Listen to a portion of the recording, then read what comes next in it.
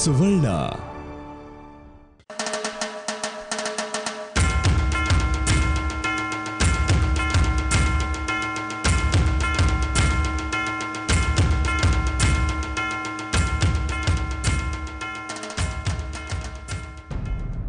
ಏನಾಯ್ತು ಪ್ರಾರ್ಥನಾ? ಯಾಕೆ ನಿಂತ್ಬಿಟ್ಟೆ? ರೀ, ಎಲ್ರು ನನ್ನನ್ನೇ ನೋಡ್ತಿದ್ದಾರೆ ಕಣ್ರಿ.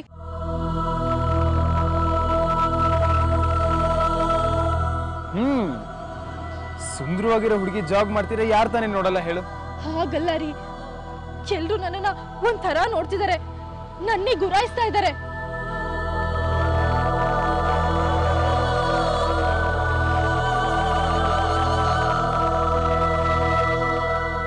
ಅವ್ರು ಯಾರೂ ನಿನ್ನ ನೋಡ್ತಾ ಇಲ್ಲ,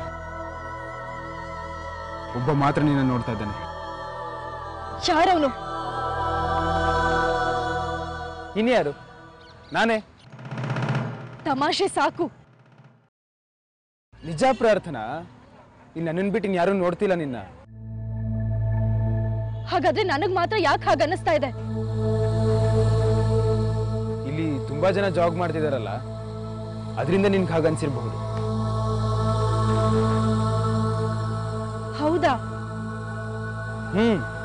ನೀನ್ ಸುಮ್ಮನೆ ಟೆನ್ಷನ್ ಮಾಡ್ಕೋತಿದ್ಯಾ?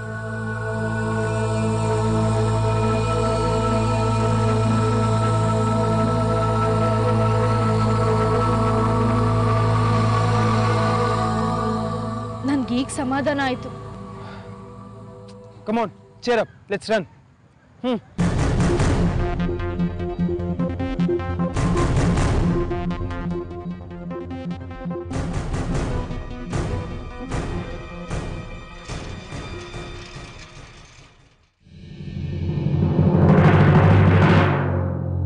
ಸಮರ್ಥಂದು ಯಾಕೋ ಅತಿ ಆಯ್ತು ಕಣ ಅಶ್ವಥ. ಅದು ಎಲ್ಲಿ ಹೋಗ್ತೀವಿ ಅಂತ ಹೇಳ್ಬಿಟ್ಟು ಹೋಗೋಕೇನೋ ಅವನಿಗೆ. ಟೆನ್ಷನ್ ಕೊಟ್ರೇನೆ ಸಮಾಧಾನ ಅನ್ನೋವಾಗ ಆಡ್ತಾನೆ ಇತ್ತೀಚೆಗೆ. ಇಬ್ರು ಸ್ವಲ್ಪ ಸಮಾಧಾನವಾಗಿರಿ, ಮೊದಲು ಅವ್ರ ಮನೆಗೆ ಬರಲಿ. ಈಗ ನೋಡು, ಅವರಿಬ್ರು ಪತ್ತೆನೇ ಇಲ್ಲ. ಅಲ್ಲಿ ಮನೆಗೆ ಎಲ್ಲಿ ಹೋಗ್ತಾರೋ? ಈ ಪ್ರಾರ್ಥನೆ ಒಂದು ಹೀಗಾಯ್ತಲ್ಲ ಅನ್ನೋ ಯೋಚನೆ ನಾವಿದ್ರೆ, ಇವನು ಬೇರೆ ಅವ್ರ ಜೊತೆಗೆ ಸೇರ್ಕೊಂಡು ಇನ್ನೂ ಅತಿಯಾಗಿ ಆಡ್ತಾ ಇದ್ದಾನೆ. ಇಬ್ಬರಲ್ಲಿ ಯಾರು ಸರಿ ಯಾರು ತಪ್ಪು ಒಂದು ಗೊತ್ತಾಗ್ತಿಲ್ಲ ಅಣ್ಣ.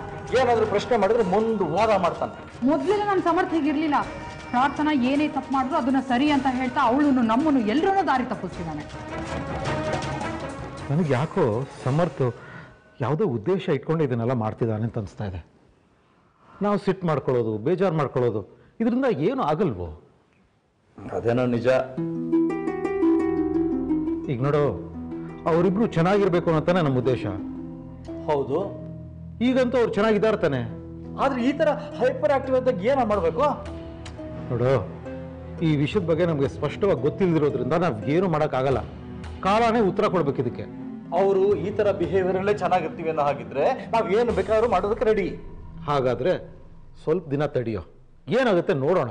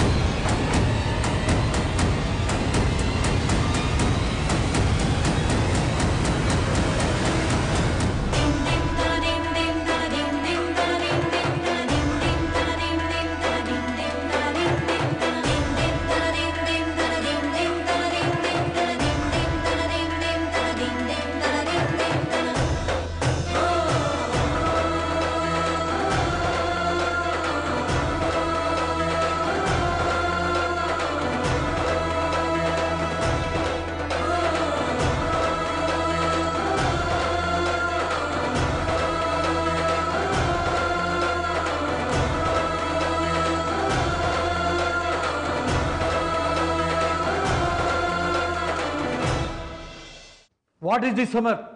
ಎಲ್ಲಿ ಹೋಗಿದ್ರೆ ಇಬ್ರು ಹೇಳ್ದೆ ಕೇಳ್ದೆ? ಎಷ್ಟು ಗಾಬರಿ ಆದ್ರೂ ಗೊತ್ತಾ? Dad, cool. ನಾವು ಜಾಗಿಂಗ್ ಹೋಗಿದ್ವಿ ಅಷ್ಟೇ. ಹೇಳ್ಬಿಟ್ಟು ಹೋಗ್ಬೇಕು ತಾನೇ ಸಮರ್. ಆಗ್ನಿಂದ ನಾವೆಷ್ಟು ಟೆನ್ಷನ್ ಅಲ್ಲಿ ಇದ್ವಿ ಗೊತ್ತಾ? ನೀವೆಲ್ಲ ಮಲಗಿದ್ರಿಮ್ಮ. ನೀವ್ ಹೇಳಕ್ಕೂ ಮುಂಚೆನೆ ಬಂದ್ಬಿಡೋಣ ಅನ್ಕೊಂಡು ಹೋಗಿದ್ವಿ. ಏನ್ ಕೇಳಿದ್ರು ಒಂದು ಕಾರಣ ರೆಡಿ ಇರುತ್ತಲ್ಲ ನಿನ್ನ ಹತ್ರ. ಡ್ಯಾಡ್, ಪ್ರಾರ್ಥನಾ, ಏನಾಗಿದೆಮ್ಮ ನಿಮ್ಗೆ? ಯಾಕಪ್ಪ, ಏನಾಯ್ತು? ನಾನ್ ಚೆನ್ನಾಗೇ ಇದ್ದೀನಲ್ಲ. ಅಲ್ಲ ಮಗಳೇ, ಈ ಥರ ಡ್ರೆಸ್ಸು ಶೂಸು ಎಲ್ಲ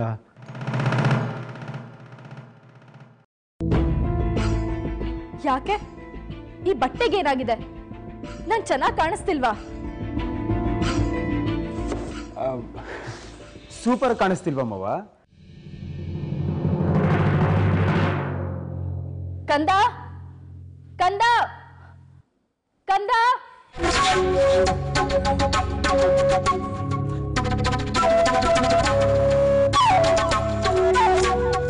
ಹೊಸ ಡ್ರೆಸ್ ಹಾಕೊಂಡಿದ್ದಾಳೆ ನನ್ನಮ್ಮ. ಹೇಗೆ ಕಾಣಿಸ್ತಾಳೆ ನಿಮ್ಮಮ್ಮ? ಸೂಪರ್ ಆಗಿ ಕಾಣಿಸ್ತಿದ್ದಾಳೆ. ಪ್ರಾಮಿಸ್? God promise. ಅಮ್ಮ, ನೀನ್ ಎಲ್ಲೋಗಿದ್ದೆ? ನಿನ್ಗೋಸ್ಕರ ಮನೇಲಿ ಎಲ್ಲ ಹುಡುಕ್ತೆ ಗೊತ್ತಾ? ಅದು ಕಂದ, ನಾನು ನನ್ನ ಯಜಮಾನ್ರ ಜೊತೆ ಜಾಗಿಂಗ್ ಹೋಗಿದ್ದೆ. ನನ್ಗೂ ಹೇಳ್ಬೋದಾಗಿತ್ತು ತಾನೆ, ಟೂ ನಿಮ್ಮಿಬ್ರ ಜೊತೆ. ನೀನು ಮಲ್ಕೊಂಡಿದ್ದೆ ಕಂದ, ಅದಕ್ಕೆ ನೀನು ಎಬ್ಬಿಸ್ಲಿಲ್ಲ ಅಷ್ಟೇ. ಕಂದ, ಇವತ್ತು ಜಾಗಿಂಗ್ ಅಲ್ಲಿ ಏನೇನಾಯ್ತು ಗೊತ್ತಾ? ಪ್ರಾರ್ಥನಾ, ಜಾಗಿಂಗ್ ಕಥೆನೆಲ್ಲ ಆಮೇಲೆ ಹೇಳಿದ್ರಾಯ್ತು. ಮೊದಲು ನಾವು ಫ್ರೆಶ್ ಅಪ್ ಆಗೋಣ ಬಾ. ಜಾಗಿಂಗ್ ಅಲ್ಲಿ ಏನೇನಾಯ್ತು? ಫ್ರೆಶ್ ಅಪ್ ಆದ್ಮೇಲೆ ನಾನೇ ಎಲ್ಲ ಹೇಳ್ತೀನಿ ಕಂದ, ಓಕೆನಾ? Okay, done.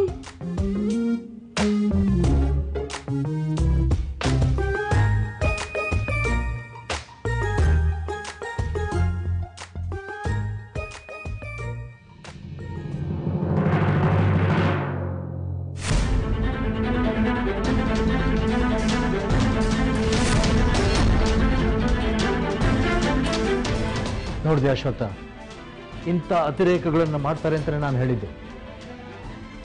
ಪ್ರಾರ್ಥನಾ ತುಂಬಾನೇ ಬದಲಾಗಿದ್ದಾಳೆ. ಅವಳು ಯಾವತ್ತೂ ಮನೆ ಒಳಗಡೆ ಚಪ್ಪಲಿ ಹಾಕೊಂಡವಳಲ್ಲ, ಬಗ್ಗಿ ಬಗ್ಗಿ ನಡ್ಕೋತಾ ಇದ್ಲು. ಆದ್ರೆ ಈಗ ಹೇಗ್ಯಾಗೋ ಆಡ್ತಿದ್ದಾಳೆ. ಏನಾಗಿದೆ ನಮ್ಮ ಪ್ರಾರ್ಥನಾಗೆ? ಅದೇ ನಮಗೂ ಯಕ್ಷ ಪ್ರಶ್ನೆಯಾಗಿದೆ ಅಣ್ಣ.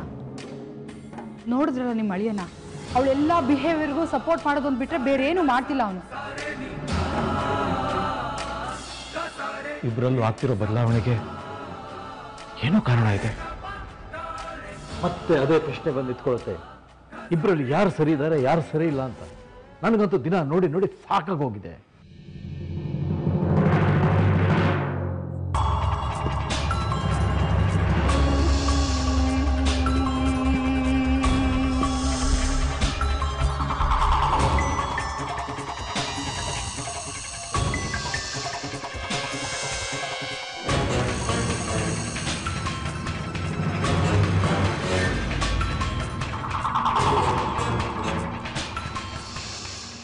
ನಾನು ಯಾಕಿಂತ ಬಟ್ಟೆ ಹಾಕೊಂಡಿದ್ದೀನಿ? ರೀ ರೀ,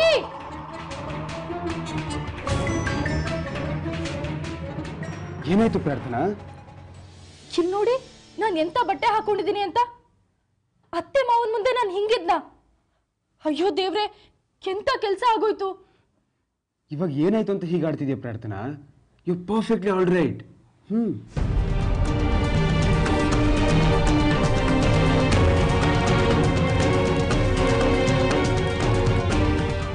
ಏನಾಗಿದೆ ರೀ ನಿಮ್ಗೆ?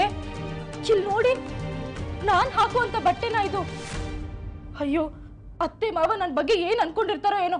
ಮೊದ್ಲು ಹೋಗಿ ನಾನು ಅವ್ರಿಗೆ ಸಾರಿ ಕೇಳ್ತೀನಿ. ಹೇ ಪ್ರಾರ್ಥನಾ, ರಿಲ್ಯಾಕ್ಸ್ ಬಾ. ಕೂತ್ಕೋ. ಯಾಕಿಷ್ಟೊಂದು ಟೆನ್ಷನ್ ಮಾಡ್ಕೊಂಡಿದ್ಯಾ? ಯಾರು ಬೆರಳು ಮಾಡಿ ತೋರಿಸುವಂತ ತಪ್ಪು ನೀನೇನು ಮಾಡಿಲ್ಲಮ್ಮ. ನನ್ನ ಸಮಾಧಾನಕ್ಕೋಸ್ಕರ ನೀವು ಹಿಂಗೆ ಹೇಳ್ತಿದ್ದೀರಾ, ನಂಗೆ ಗೊತ್ತು. ನಾನು ಯಾಕೆ ಹಿಂಗೆ ಮಾಡಿದೆ? ಸೀರೆನ್ ಬಿಟ್ಟು ಬೇರೆ ಯಾವ ಡ್ರೆಸ್ಸು ಹಾಕ್ತವಳಲ್ಲ ನಾನು. ಇದೇನ್ರಿ ಇದು ದರಿದ್ರ? ಪ್ರಾರ್ಥನಾ, ಪ್ರಾರ್ಥನಾ, ರಿಲ್ಯಾಕ್ಸ್ ಪ್ರಾರ್ಥನಾ. ಊರವರೆಲ್ಲ ತಪ್ಪು ತಿಳ್ಕೊಂತಾರೆ ಅಂತ ನೀನು ಯಾಕೆ ಟೆನ್ಷನ್ ಮಾಡ್ಕೋತೀಯ? ನನಗೆ ನೀನು ಸರಿಯಾಗಿ ಕಾಣಿಸ್ತಾ ಇದೆಯಾ. ನೀನೇನು ಕೆಟ್ಟದಾಗ ಬಟ್ಟೆ ಹಾಕೊಂಡಿಲ್ಲಮ್ಮ, ಇದು ಪರ್ಫೆಕ್ಟ್. ನಿಜನಾ? ಹೌದಮ್ಮ, ನಿನ್ಗಿದು ಸರಿ ಅನ್ಸಿದ್ದಕ್ಕೆ ತಾನೇ ನೀನು ಇದನ್ನು ಹಾಕೊಂಡಿದ್ದು. ಸೊ ಇದು ನಿನಗೆ ಕರೆಕ್ಟಾಗಿ ಇದೆ. ಇದಕ್ಕೂ ಮುಂಚೆ ನೀನು ಯಾವತ್ತೂ ಈ ಥರ ಎಲ್ಲ ಬಟ್ಟೆ ಹಾಕಿಲ್ಲ ಅನ್ನೋದೇನೋ ನಿಜ. ಹಾಗಂತ ಲೈಫ್ ಲಾಂಗ್ ಗೌರವಂತರ ಸೀರೆನೇ ಸುತ್ಕೊಂಡಿರ್ಬೇಕು ಅಂತ ರೂಲ್ಸ್ ಏನಿಲ್ಲ ಅಲ್ವಾ? ಹೌದಲ್ವಾ? ನಿಮ್ಮ ಮಾತು ನಿಜ. ನಿನಗೇನು ಸರಿ ಅನ್ಸುತ್ತೋ ಅದನ್ನಷ್ಟೇ ಮಾಡು. ನಿನ್ನ ಜೊತೆ ಯಾವಾಗಲೂ ನಾನು ಇರ್ತೀನಿ. ಹಾಗಂತ ಮಾತು ಕೊಡಿ. ಪ್ರಾಮಿಸ್. ಆಮೇಲೆ ಇನ್ನೊಂದು ವಿಷಯ ನೆನ್ಪಿಟ್ಕೋಬೇಕು ನೀನು.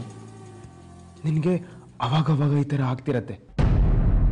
ನನ್ನ ರಾತ್ರಿ ನೀನು ಪ್ಯಾಂಟು ಟಿ ಶರ್ಟ್ ಹಾಕೊಂಡಿಯಲ್ಲ, ಇದು ಅದೇ ಥರ. ಅಲ್ಟಿಮೇಟ್ಲಿ ನಿನಗೆ ಏನು ಖುಷಿ ಕೊಡುತ್ತೋ ಅದನ್ನ ಅಷ್ಟೇ ಮಾಡು. ಈ ಅತ್ತೆ ಮಾವ ಊರವ್ರಿಗೆಲ್ಲ ತಲೆ ಕೆಡಿಸ್ಕೋಬೇಡ.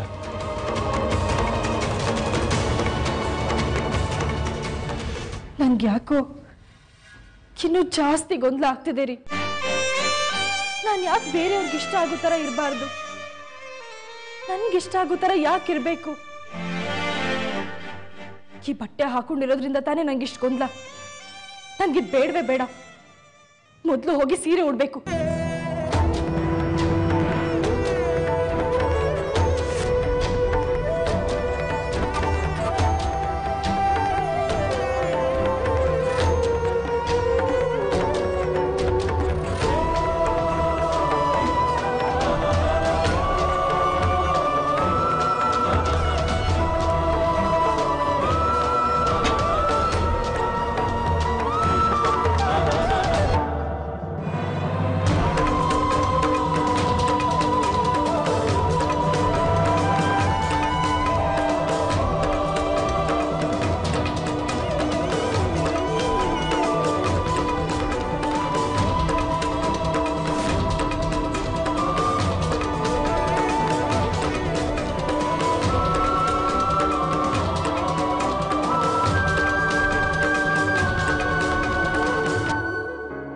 ಸಂಧ್ಯಾ, ಸಂಧ್ಯಾ, ತಿಂಡಿ ರೆಡಿನಾ?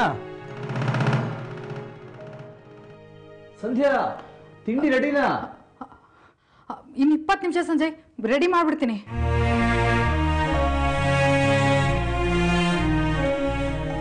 ಯಾಕೆ ತಾಯಿ ಬೇಜಾರಾಗಿದ್ದೀರಾ?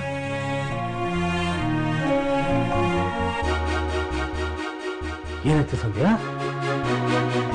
ಸಂಜಯ್, ಸಮರ್ಥ ಪ್ರಾರ್ಥನೆ ಅದೇ ಚಿಂತೆ ಆಗಿದೆ ಸಂಜಯ್. ನನಗೆ ಹೇಗಿದ್ ಮಕ್ಕಳು ಹೇಗಾಗ್ಬಿಟ್ಟಿದ್ದಾರೆ ಅಲ್ವಾ?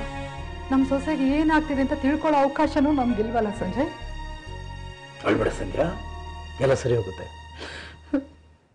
ಹಾಗ ಅನ್ಕೋತೀವಿ ಅಷ್ಟೇ ಸಂಜಯ್. ಆದ್ರೆ ದಿನೇ ದಿನೇ ಪ್ರಾರ್ಥನಾ ಬಿಹೇವಿಯರು ಅತಿರೇಕಕ್ಕೆ ಹೋಗ್ತಾ ಇದೆ. ಸಮರ್ಥ ನೋಡಿದ್ರೆ ಏನು ಹೇಳ್ತಾನೆ ಇಲ್ಲ. ತಾಯಿ ಸಮಾಧಾನ ಮಾಡ್ಕೊಳ್ಳಿ. ನಾನು ಸಮರ್ಥ ಹತ್ರ ಮಾತಾಡ್ತೀನಿ. ಪ್ರಾರ್ಥನಾಗೆ ಅವನ ಬೆಂಬಲ ಸಿಗ್ತಾ ಇದೆ ಅಂದ್ರೆ ಅವನಿಗೇನು ಗೊತ್ತಿರಬೇಕು ಅನ್ಸುತ್ತೆ. ಅಷ್ಟು ಮಾಡ್ಬಿಡಿ ಅಣ್ಣ. ನಿಮ್ಮ ಹತ್ರನಾದ್ರೂ ಏನ್ ವಿಷಯ ಅಂತ ಅವ್ನು ಹೇಳ್ಕೊಡ್ರೆ ಸಮಸ್ಯೆನ ಬಗೆಹರಿಸ್ಬೋದು. ಮಿಲನ ಮಿಲನ ಮಿಲನ ಮಿಲನ. ಅಷ್ಟು ಮಾಡ್ಬಿಡಿ ಅಣ್ಣ. ನಿಮ್ಮ ಹತ್ರನಾದ್ರೂ ಏನ್ ವಿಷಯ ಅಂತ ಅವ್ನು ಹೇಳ್ಕೊಡ್ರೆ ಸಮಸ್ಯೆನ ಬಗೆಹರಿಸ್ಬೋದು. ನಾನು ಮಾತಾಡ್ತೀನಿ ಅನ್ನಲ್ಲ. ಮನೇಲಿ ಇರೋರ ಜೊತೆ ಕೆಲವೊಮ್ಮೆ ಮನಸ್ಸು ಬಿಚ್ಚಿ ಮಾತಾಡೋಕ್ಕಾಗಲ್ಲ, ಕಷ್ಟ ಆಗುತ್ತೆ. ಮನೆ ಹೊರಗಿರೋರ ಜೊತೆ ತುಂಬ ಸುಲಭ.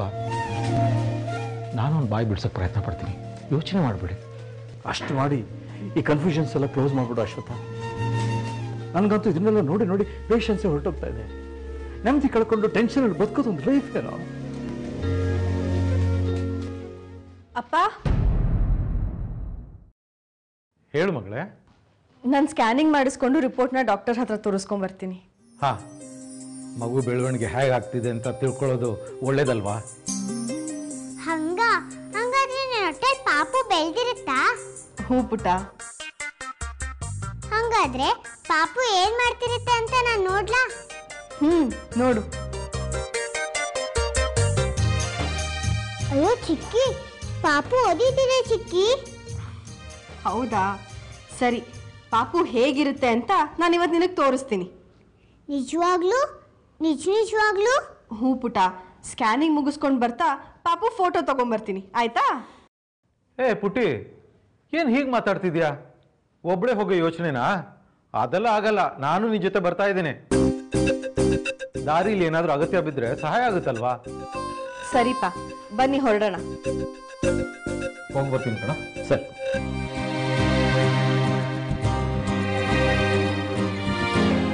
ನಾನು ನಿಮ್ಮ ಜೊತೆ ಮಾತಾಡಲ್ಲ. ಸಡನ್ ಆಗಿ ಯಾಕೆ ಇಷ್ಟೊಂದು ಕೋಪ ನಮ್ಮ ಯಜಮಾಂತಿಗೆ? ಮೊನ್ನೆ ತಾನೇ ನಮ್ಮ ವೆಡ್ಡಿಂಗ್ ಆನಿವರ್ಸರಿ ಆಯ್ತು. ನೀವೇನಾದ್ರೂ ಗಿಫ್ಟ್ ಕೊಡ್ಸಿದ್ರ ನನಗೆ? ಓಹೋ, ಇದಕ್ಕ ಕೋಪ? ಸರಿ, ನಿನ್ಗೇನ್ ಬೇಕೋ ಹೇಳು, ಈಗಲೇ ಹೋಗಿ ತಗೊಂಬರೋಣ. ನನಗೆ ಹೊಸ ಸ್ಕೂಟರ್ ಬೇಕು. ಸ್ಕೂಟರ ಅಲ್ಲ ಪ್ರಾರ್ಥನಾ, ಕಾರು ಸ್ಕೂಟರ್ ಎಲ್ಲ ಇದೆಯಲ್ಲ. ನನ್ನ ಕಾರ್ ಬೇಡ, ಈಗಿರೋ ಸ್ಕೂಟ್ರು ಹಳೇದಾಗಿದೆ. ಹೊಸ ಸ್ಕೂಟರಲ್ಲಿ ಚುಮು ಚುಮು ಚಳಿಲಿ ನಾನು ಗಾಡಿ ಓಡಿಸ್ತಾ ನೀವು ನನ್ನ ಹಿಂದೆ ಕೂತಿದ್ರೆ ಎಷ್ಟು ಮಜವಾಗಿರುತ್ತೆ ಗೊತ್ತಾ? ಇಂಥ ಆಸೆ ಎಲ್ಲ ಬೇರೆ ಇದೆಯೋ? ಸರಿ, ಯಾವ ಸ್ಕೂಟರ್ ಬೇಕು ಹೇಳು. ಮಹೀಂದ್ರದವರು ಗಸ್ಟೋ ಅಂತ ಹೊಸ ಸ್ಕೂಟರ್ ಬಿಟ್ಟಿದಾರಂತೆ. ನನ್ಗೆ ಅದೇ ಬೇಕು. ಅದಕ್ಕೆ 80,000 1 ಲಕ್ಷ ಆದ್ರೆ ನನ್ನ ಹತ್ರ ಅಷ್ಟೊಂದು ದುಡ್ಡಿಲ್ಲ. ನಿಮ್ ಜೊತೆ ಆಫೀಸಲ್ಲಿ ಕೆಲಸ ಮಾಡ್ಬೇಕಾದ್ರೆ ಒಂದ್ 70,000 ಕೂಡಿಟ್ಟಿದ್ ದುಡ್ಡಿದೆ ಅಷ್ಟೆ. ಮಹೀಂದ್ರ ಗಸ್ಟೋ ಆ 70,000 ಒಳಗೆ ಸಿಗತ್ತೆ ಪ್ರಾರ್ಥನಾ. ಹೌದಾ? ಸರಿ, ಹಾಗಾದ್ರೆ ಈಗ್ಲೇ ಹತ್ರದಲ್ಲಿರೋ ಮಹೇಂದ್ರ ಶೋರೂಮ್ಗೆ ಹೋಗೋಣ ಬನ್ನಿ. ನಡಿ ನಡಿ ನಡಿ ನಡಿ.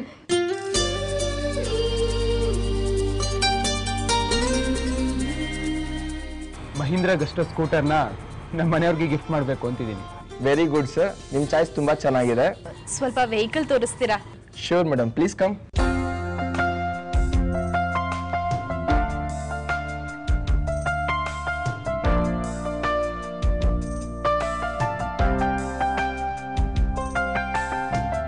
ಈ ಬೈಕಿನ ಸ್ಪೆಷಾಲಿಟಿ ಏನು? This product manufacture by Indian company and Indian company Mahindra. ಸ್ವಲ್ಪ ಕನ್ನಡದಲ್ಲಿ ಹೇಳ್ತೀರಾ? ಓಕೆ ಮೇಡಮ್, ಕನ್ನಡದಲ್ಲಿ ಹೇಳ್ತೀನಿ ಮೇಡಮ್.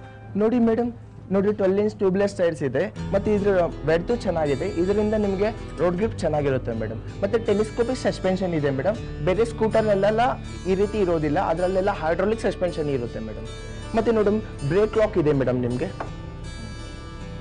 ನೋಡಿ ಮೇಡಮ್. ಮತ್ತೆ ಸೀಟ್ ಅಡ್ಜಸ್ಟ್ಮೆಂಟ್ ನೋಡಿ ಮೇಡಮ್. ಬೇರೆ ಗಾಡಿಗಳಿಗೆಲ್ಲ ಹಿಂಗಿಂದ ಸೀಟ್ ಇದು ಮಾಡ್ತಾರೆ, ಸೊ ಅದರಿಂದ ಪೆಟ್ರೋಲ್ ಬಂಕ್ಸ್ ಅಲ್ಲೆಲ್ಲ ಹಿಂಗೆ ಇಟ್ಕೋಬೇಕಾಗುತ್ತೆ. ಆದರೆ ನಮ್ಮ ಸ್ಕೂಟರಲ್ಲಿ ಬಂದ್ಬಿಟ್ಟು ಆಟೋಮೆಟಿಕ್ ಲಾಕ್ ಸಿಸ್ಟಮ್ ಇದೆ ಮೇಡಮ್ ಇಲ್ಲಿ.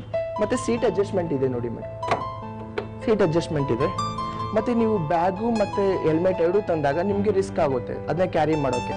ಅವಾಗ ಹೆಲ್ಮೆಟ್ ಇಲ್ಲಿ ಕ್ಯಾರಿ ಮಾಡ್ಬೋದು ಮೇಡಮ್. ಇಲ್ಲಿ ಲಾಕಿಂಗ್ ಸಿಸ್ಟಮ್ ಇದೆ, ಅವಾಗ ಬ್ಯಾಗ್ ಇಲ್ಲಿ ಕ್ಯಾರಿ ಮಾಡ್ಬೋದು, ಆರಾಮಾಗಿ ಲಾಕ್ ಮಾಡ್ಬೋದು ಮೇಡಮ್. ನೋಡಿ ಮೇಡಮ್, ಇಂಜಿನ್ ಬಂದು ಎಂಟ್ಯಾಕ್ ಇಂಜಿನ್ ಅಂತ ಅಲ್ಯೂಮಿನಿಯಂ ಇಂಜಿನ್ ಮೇಡಮ್ ಇದು. ರೀ, ನನ್ಗಂತೂ ಗಾಡಿ ತುಂಬಾ ಇಷ್ಟ ಆಯ್ತು. ನನಗೂ ತುಂಬಾ ಇಷ್ಟ ಆಯ್ತು ಪ್ರಾರ್ಥನಾ. ನನ್ನ ಫ್ರೆಂಡ್ಸ್ ಯಾವ್ದೋ ಗಾಡಿ ತಗೊಂತೀನಿ ಅಂದ್ರೆ ಇದೇ ಗಾಡಿ ಸಜೆಸ್ಟ್ ಮಾಡ್ತೀನಿ ನಾನು. ಹಾಗಾದ್ರೆ ಇವತ್ತೇ ಬುಕ್ ಮಾಡೋಣವಾ? ಓ ಎಸ್. ಡೆಲಿವರಿ ಕೊಡೋಕೆ ಎಷ್ಟು ದಿನ ಆಗುತ್ತೆ? 1 ದಿನದಲ್ಲಿ ಡೆಲಿವರಿ ಸಿಗುತ್ತೆ ಸರ್. ಹಾಗಾದ್ರೆ ಒಂದು ಗಾಡಿ ಬುಕ್ ಮಾಡಿ. ಮಿಸಸ್ ಪ್ರಾರ್ಥನಾ ಸಮರ್ಥನ ಹೆಸರಲ್ಲಿ. Okay okay sir.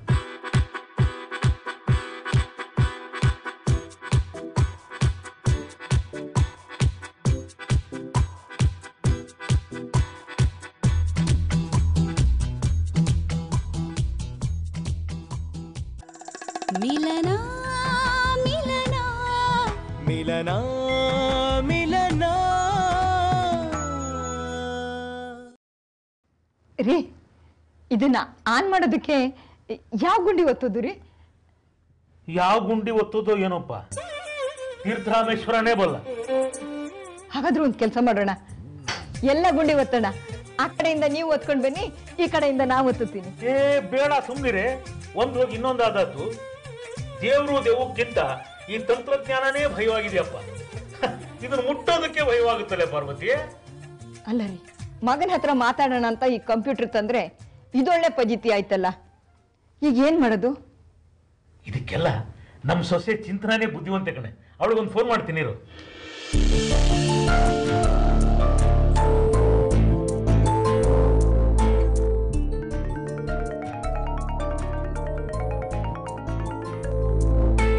ಹಲೋ.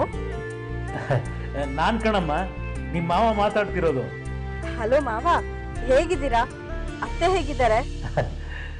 ನಾವು ಚೆನ್ನಾಗಿದ್ದೀವಿ. ನೀನ್ ಹೇಗಿದ್ದೀಯಾ ಮಗಳೇ? ನಾನು ಆರಾಮಾಗಿದ್ದೀನಿ ಮಾವ. ಪ್ರಾರ್ಥನಾ ಮನೆಯಲ್ಲಿ ಎಲ್ಲ ಸೌಖ್ಯ ತಾನೆ? ಎಲ್ರೂ ಚೆನ್ನಾಗಿದ್ದಾರೆ ಮಾವ. ನಾನಿವತ್ತು ಅಪ್ಪ ಜೊತೆ ಸ್ಕ್ಯಾನಿಂಗ್ ಹೋಗ್ತಾ ಇದ್ದೀನಿ.